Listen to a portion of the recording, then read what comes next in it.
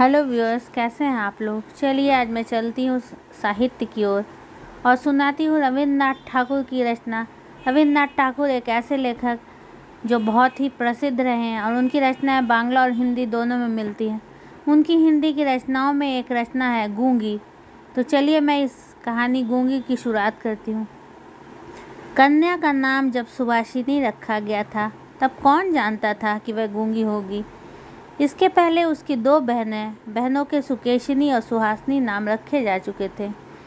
इसी से तुकबंदी मिलाने के हेतु उसके पिता ने छोटी कन्या का नाम रख दिया था सुहासिनी। अब केवल सब उसे शुभा ही कहकर बुलाते हैं। बहुत खोज और खर्च के बाद दोनों बड़ी कन्याओं के हाथ पीले हो चुके हैं और अब छोटी कन्या शुभा माता पिता के हृदय के नीरव बोझ की तरह घर की शोभा बढ़ा रही है।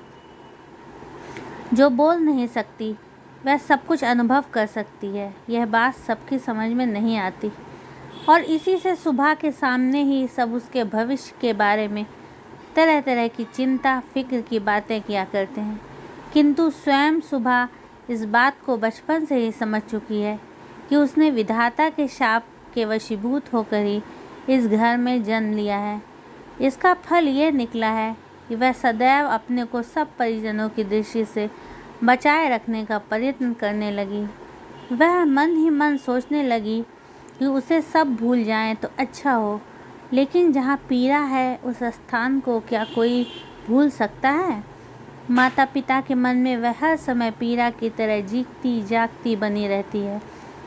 विशेषकर उसकी माता उसे अपनी ही किसी गलती के रूप में देखती है, क्योंकि प्रत्येक माता पुत्र की अपेक्षा पुत्री को कहीं अधिक अपने अंश के रूप में देखती है और पुत्री में किसी प्रकार की कमी होने पर उसे अपने लिए मानो विशेष रूप से लज्जाजनक बातें समझती है। सुभा के पिता वाणीकंठ को सुभा को अपनी दोनों बड़ी पुत्रियों की अपेक्षा कुछ अधिक ही स्नेह करते हैं, पर माता उसे अपने गर्भ का कलंक समझकर उससे उदासीन ही रहती है। सुभा को बोलने की ज़बान नहीं है, पर उसकी लंबी लंबी पलकों में से दो बड़ी बड़ी काली आंखें अवश्य हैं और उसके ओठ तो मन के भावों के तनिक से संकेत पर नए पल्लव की तरह काँप काँप उठते हैं। वाणी द्वारा हम जो अपने मन के भाव प्रकट करते हैं उसको हमें बहुत कुछ अपनी चेष्टाओं से गढ़ लेना पड़ता है, बस कुछ अनुवाद करने के समान ही समझिए, और वह हर समय ठीक भी नहीं होता। ताकत की कमी से बहुधा उसमें भूल हो जाती है, लेकिन खंजन जैसी आँखों को कभी कुछ भी अनुवाद नहीं करना पड़ता। मन अपने आप ही उन पर छाया डालता रहता है। मन के भाव अपने आप ही उस छाया में कभी विस्तृत होते और कभी सिकुड़ते हैं। कभी कभी आँखें चमक दमक कर जलने लगती हैं और कभी उदासीनता की कालिमा में बुझ सी जाती हैं। कभी डूबते हुए चंद्रमा की तरह टकटकी लगाए न जाने क्या देखती रहती हैं, तो कभी चंचल दामिनी की तरह ऊपर नीचे इधर उधर चारों ओर बड़ी तेज़ी से छिटकने लगती हैं और विशेषकर मुंह के भाव के सिवा जिसके पास जन्म से ही और कोई भाषा नहीं, उसकी आँखों की भाषा तो बहुत उदार और अथाह गहरी होती ही है, करीब करीब साफ सुथरे नील गगन के समान। उन आँखों को उदय से अस्त तक, सुबह से शाम तक और शाम से सुबह तक छवि लोक की निस्तब्ध रंग भूमि ही मानना चाहिए। जीवाहीन इस कन्या में विशाल प्रकृति के समान एक जनहीन महानता है और यही कारण है कि साधारण लड़के लड़कियों को उसकी ओर से किसी न किसी प्रकार का भय सा बना रहता है। उसके साथ कोई खेलता नहीं। वह नीरव दोपहरिया के समान शब्दहीन और संगहीन एकांत वासिनी बनी रहती। गांव का नाम है चंडीपुर। उसके पार्श्व में बहने वाली सरिता बंगाल की एक छोटी सी सरिता है, गृहस्थ के घर की छोटी लड़की के समान। बहुत दूर तक उसका फैलाव नहीं है, उसको तनिक भी आलस नहीं। वह अपनी इकहरी देह लिए अपने दोनों छोरों की रक्षा करती है, वही अपने काम करती जाती है। दोनों छोरों के ग्रामवासियों के साथ मानो उसका एक न एक संबंध स्थापित हो गया है। दोनों ओर गांव है और वृक्षों के छायादार ऊंचे किनारे हैं। जिसके नीचे से गांव की लक्ष्मी सरिता अपने आप को भूलकर शीघ्रता के साथ कदम बढ़ाती हुई बहुत ही प्रसन्नचित्त और संग शुभ कार्यों के लिए चली जा रही है। वाणीकंठ का अपना घर नदी के बिल्कुल एक छोर पर है। उसका खपच्चियों का बेड़ा, ऊंचा छप्पर, गाय घर, भूस का ढेर, आम, कटहल और केलों का बगीचा हर एक नाविक की दृष्टि से अपनी ओर आकर्षित करता है। ऐसे घर में आसानी से चलने वाली ऐसी सुख की गृहस्थी में उस गूंगी कन्या पर किसी की दृष्टि पड़ती ही है या नहीं मालूम नहीं, पर काम धंधों से ज्यों ही इसे तनिक फुर्सत मिलती त्यों ही झट से वह उस नदी के किनारे जा बैठती। प्रकृति अपने पार्श्व में बैठकर उसकी सारी कमी को पूर्ण कर देती है। नदी की स्वर ध्वनि, मनुष्यों का शोर, नाविकों का सुमधुर गान, चिड़ियों का चहचहाना, पेड़ पौधों की मरमर ध्वनि सब मिलकर चारों ओर के गमनागमन आंदोलन और कंपन के साथ होकर सागर की उत्ताल तरंगों के समान उस बालिका के चिर स्तब्ध हृदय उपकूल के पार्श्व में आकर मानो टूट फूट पड़ती है। प्रकृति के ये अनोखे शब्द हैं और अनोखे गीत, ये भी तो गूंगी ही की भाषा है। बड़ी बड़ी आँखों और उसमें भी बड़ी पलकों वाली सुभाषिनी की जो भाषा है, उसी का मानो वह विश्वव्यापी फैलाव है, जिसमें झिंगुरों की झिन-झिन ध्वनि से गूंजती हुई तृण भूमि से लेकर शब्दातीत नक्षत्र लोक तक केवल इंगित, संगीत, क्रंदन और उच्छ्वासें भरी पड़ी हैं। और दोपहरिया को नाविक और मछुए खाने के लिए अपने अपने घर जाते, गृहस्थ और पक्षी आराम करते, पार उतारने वाली नौका बंद पड़ी रहती। जन समाज अपने सारे काम धंधों के बीच में रुककर सहसा भयानक निर्जन मूर्ति धारण करता। तब रुद्र महाकाल के नीचे एक गूंगी प्रकृति और एक गूंगी कन्या दोनों आमने सामने चुपचाप बैठी रहती, एक दूर तक फैली हुई धूप में और दूसरी एक छोटे से वृक्ष की छाया में।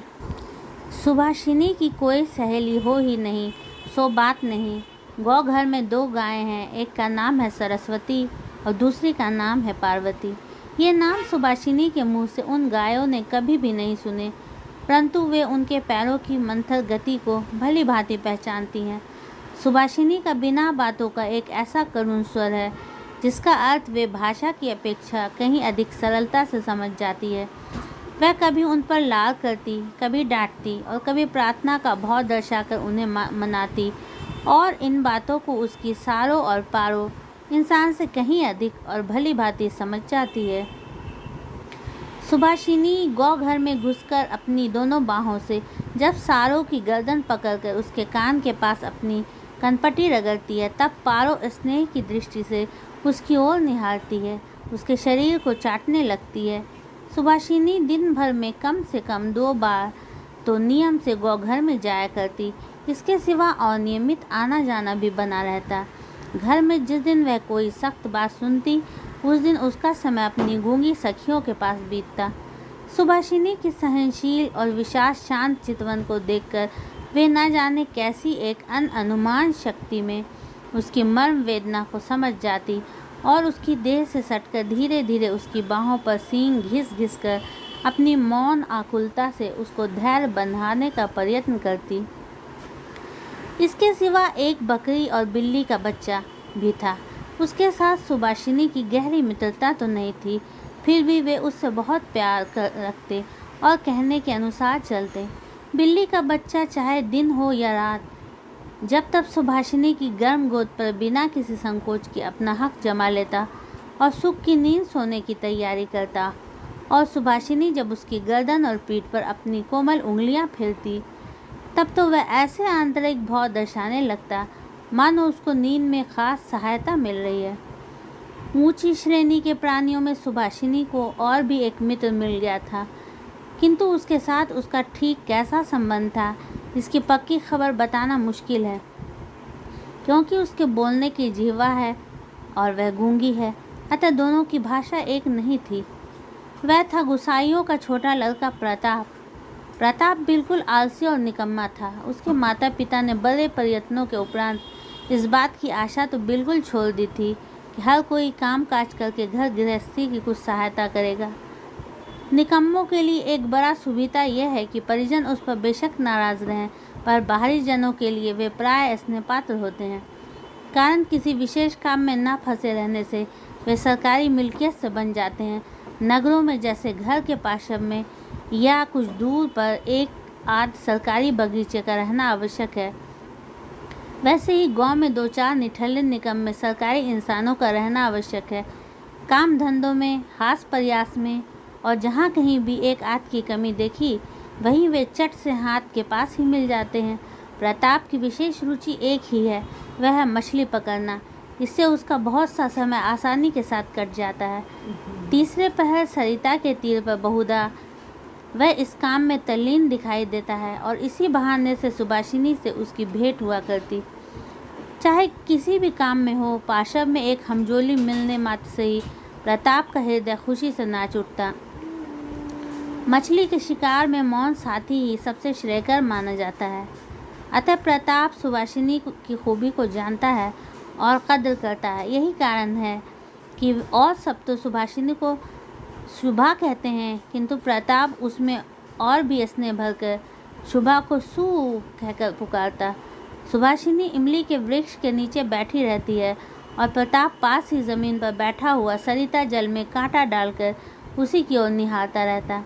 प्रताप के लिए उसकी ओर से हर रोज़ एक पान का बीड़ा बंधा हुआ था और उसे स्वयं वह अपने हाथ से लगा कर लाती, और शायद बहुत देर तक बैठे बैठे देखते देखते उसकी इच्छा होती कि वह प्रताप की कोई विशेष सहायता करे, उसके किसी काम में सहारा दे।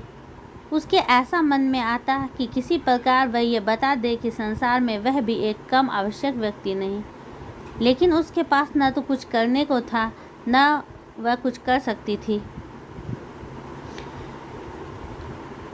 तब वह मन ही मन भगवान से ऐसी अलौकिक शक्ति के लिए विनती करती जिससे वह जादू मंत्र से छट से कोई ऐसा चमत्कार दिखा सके जिसे देखकर प्रताप दंग रह जाए और कहने लगे, अच्छा सू में यह करामात, मुझे क्या पता था। मान लो सुभाषिनी यदि जल परी होती और धीरे धीरे जल में से निकलकर सर्प के माथे की मणि घाट पर रख देती और प्रताप उसे उस छोटे से धंधे को छोड़कर मणि को पाकर जल में डुबकी लगाता और पाताल में पहुंचकर देखता कि रजत प्रसाद में स्वर्ण जड़ित शैया पर कौन बैठी है, और आश्चर्य से मुंह खोलकर कहता, अरे वह तो अपनी वाणीकंठ के घर की वही गूंगी छोटी कन्या है सू। मेरी सू आज मनियों से जटित गंभीर निस्तब्ध पातालपुरी की एकमात्र जलपरी बनी बैठी है। तो क्या यह बात हो ही नहीं सकती है?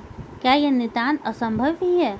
वास्तव में कुछ भी असंभव नहीं, लेकिन फिर भी सू प्रजाशून्य पातालपुरी के राजघराने में जन्म लेकर वाणीकंठ के घर पैदा हुई है, और इसलिए वह आज गुसाइयों के घर के लड़के प्रताप को किसी प्रकार के आश्चर्य से अचंभित नहीं कर सकती। सुभाषिनी की अवस्था दिन प्रतिदिन बढ़ती ही जा रही है। धीरे धीरे मानो वह अपने आप को अनुभव कर रही है, मानो किसी एक पूर्णिमा को किसी सागर से एक ज्वार सा आकर उसके अंतराल को किसी एक नवीन अनिर्वचनीय चेतना शक्ति से भर भर देता है। अब मानो वह अपने आप को देख रही है, अपने विषय में कुछ सोच रही है, कुछ पूछ रही है, लेकिन कुछ समझ नहीं पाती। पूर्णिमा की गाढ़ी रात्रि में उसने एक दिन धीरे से कक्ष के झरोखे को खोलकर भय त्रस्तावस्था में मुंह निकालकर बाहर की ओर देखा कि संपूर्ण प्रकृति भी उसके समान सोती हुई दुनिया पर अकेली बैठी हुई जाग रही है। वह भी यौवन के उन्माद से, आनंद से, विषाद से, असीम नीरवता की अंतिम परिधि तक, यहाँ तक कि उसे भी पार करके चुपचाप स्थिर बैठी है। एक शब्द भी उसके मुख से नहीं निकल रहा है, मानो इस स्थिर निस्तब्ध प्रकृति के एक छोर पर उससे भी स्थिर और उससे भी निस्तब्ध एक भोली लड़की खड़ी हो। इधर कन्या के विवाह की चिंता में माता पिता बहुत बेचैन हो उठे हैं और गांव के लोग भी यत्र तत्र निंदा कर रहे हैं। यहाँ तक कि जाति विच्छेद कर देने की भी अफवाह उड़ी हुई है। वाणीकंठ की आर्थिक दशा वैसे अच्छी है, खाते पीते आराम से हैं और इसी कारण इनके शत्रुओं की भी गिनती नहीं है। स्त्री पुरुषों में इस बात पर बहुत कुछ सलाह मशविरा हुआ। कुछ दिनों के लिए वाणीकंठ गांव से बाहर प्रदेश चले गए। अंत में एक दिन घर लौटकर पत्नी से बोले, चलो कलकत्ते चले चलें। कलकत्ता गमन की तैयारियां पूरे जोर शोर से होने लगी।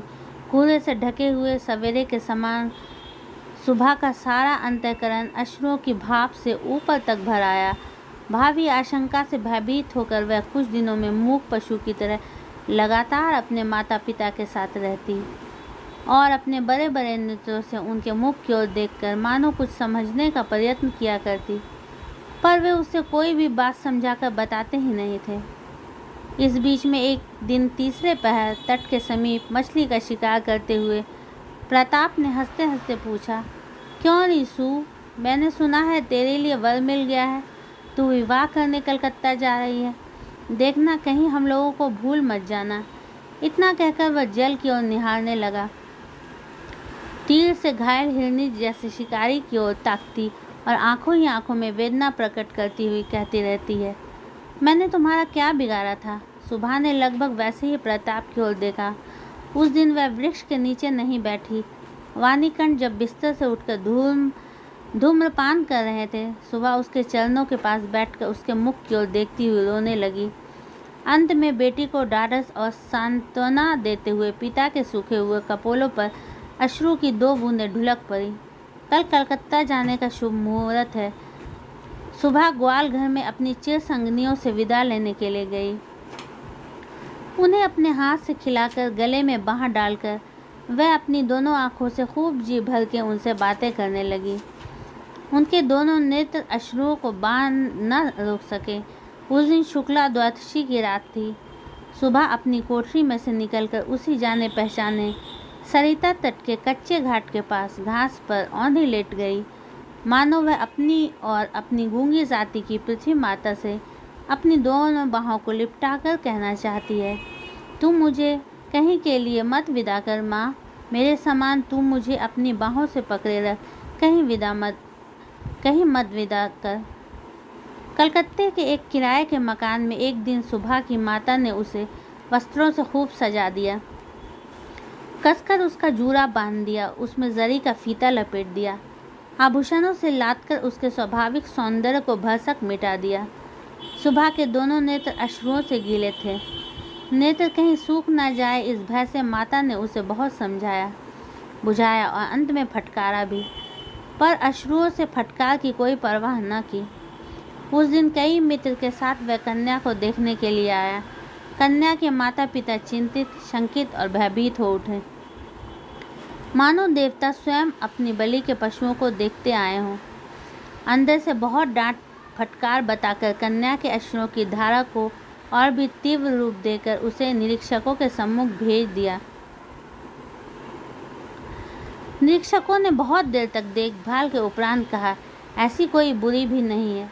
विशेषकर कन्या के अश्रुओं को देखकर वे समझ गए कि इसके हृदय में कुछ दर्द भी है, और फिर हिसाब लगाकर देखा कि जो हृदय आज माता पिता के विछोह की बात सोचकर इस प्रकार द्रवित हो रहा है, अंत में कल उन्हीं के काम वह आएगा।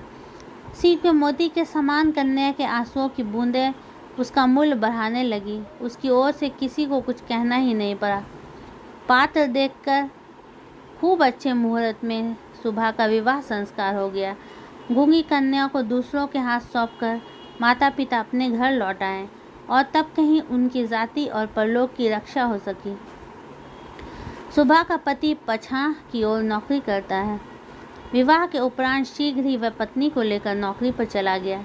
1 सप्ताह के अंदर ससुराल के सब लोग समझ गए कि बहू गूंगी है, पर इतना किसी ने न समझा कि इसमें उसका अपना कोई दोष नहीं।